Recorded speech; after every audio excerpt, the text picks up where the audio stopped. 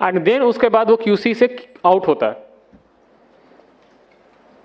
किसी भी एक जगह पे पैकेट सस्पिशियस लगा, कहीं ना कहीं तो वो रिजेक्ट हो जाएगा under the manual data quality check. This is the rejection code of QC. इसको छोड़ के अगर कोई भी रिजेक्शन है that is not related to the QC, all are related to the different process of the सेडा। क्यूसी से निकलता है, उसके बाद जाता है वो मेटा डेटा वैलिडेशन में। आप पूछो मेटा डेटा वैलिडेशन क्या होता है? आपका ईसीएमपी क्लाइंट वैलिड है नहीं है, एनरोलमेंट ऑपरेटर वैलिड है नहीं है, आपने जहां से सिंक किया उसका लैटिट्यूड लॉन्गिट्यूड वैलिड है नहीं है, आपने जीपीएस एक्टिव था, इंटरनेट कनेक्टिविटी थी, जो जितने इंफॉर्मेशन आपसे फील्ड से रिलेटेड है, क्लाइंट से रिलेटेड है, वो मेटा डेटा वैलिडेशन में होता है।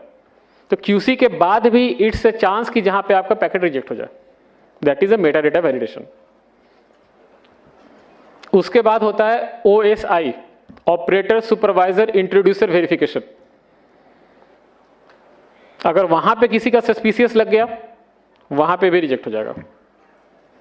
उसके बाद आता है बायोमेट्रिक, जो एमडीडी है, मैनुअल डीडुप्लीकेशन। वहां पे आप जो फिंगर, आइरिस और फेस, ये जो भी आप स्कैन करते हो, इसका एक स्कोर आता है हमारे पास।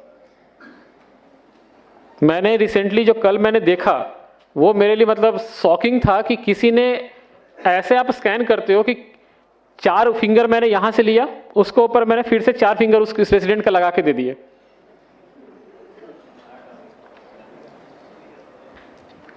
ये मैंने आंखों से देखा कि ऐसे पैकेट वहां पे आते हैं। आप क्या करते हो, स्कैनर ठीक से साफ नहीं किया आपने, एक के बाद एक, एक के बाद एक, एक के बाद एक, वो कंटिन्यू उसी पे फिंगरप्रिंट आप ले रहे हो। धीरे धीरे उसका स्कोर कमता जाता है और बायोमेट्रिक मैचिंग में वो रिजेक्ट हो जाता है। अब जो बायोमेट्रिक हमारे पास दिखता है, आइरिस एग्जैक्ट बहुत अच्छे से दिखता है। आपको लगता होगा ना कि शायद छोड़ दो कोई बात नहीं, हाँ, जो फोर्सफुली की बात चल रही थी, फोर्सफुली कभी भी आप नॉर्मल रेसिडेंट का मत कीजिए, एक्सेप्शन केसेस में कीजिए, जहां पे रेसिडेंट 60 ईयर से एबव है, जिनका बायोमेट्रिक कैप्चर नहीं कर पा रहे, या बच्चा है और वो 0 to 5 के बीच में आधार बना और उसके बाद वो 5 ईयर के अंदर में ही आधार अपडेट करवाना चाहता है। उस सिनेरियोज में बायोमेट्रिक ठीक से नहीं मैच होती, तो वहां हमें फोर्सफुली देना पड़ता है।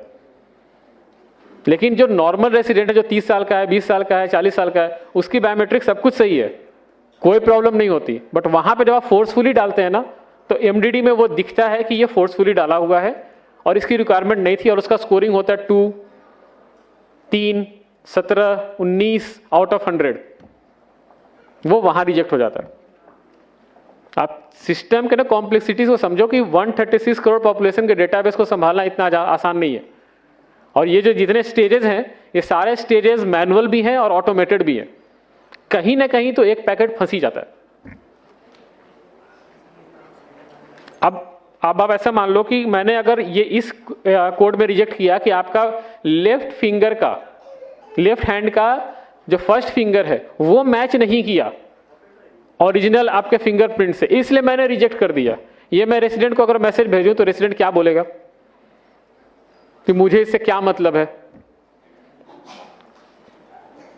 ये आपकी परेशानी है, ये हमारी परेशानी है। This is not a resident headache. वो वहां पे technical issues, data process error, वो वहां पे उस तरह के कैटेगरी में रिजेक्ट होते हैं। आप ऑफलाइन इनरोलमेंट कर रहे हैं, जैसे ही आपने सिस्टम सिंक किया, फ्रैक्शन ऑफ सेकंड के लिए आपका इंटरनेट चला गया। जो आप पैकेट बोलते हो, जो ईआईडी बोलते हो, वो ईआईडी प्री सेडा के बाद बनता है, जहां पे आपका डॉक्यूमेंट, उसका बायोमेट्रिक इंफॉर्मेशन, आपका क्लाइंट वर्जन, सब कुछ मिल के एक 14 डिजिट का एक ईआईडी बनता है।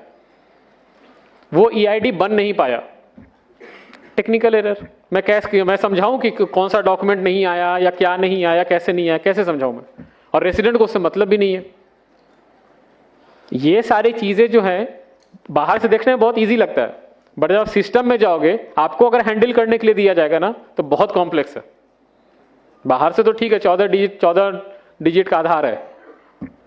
तो 14 डिजिट के आधार को मेंटेन करने के लिए सोचो आप कितने रीजनल ऑफिस हैं, कितने एक टेक सेंटर है और कितने रिसोर्सेस काम कर रहे हैं। यहां से जब पैकेट एमडीडी से निकलता है, तो जाता है आपका एफएमएस सिस्टम में, that is a fraud management system. यहां पे कुछ पैरामीटर सेट है, मैं आपको बताऊंगा नहीं, वहां पर पैरामीटर सेट है।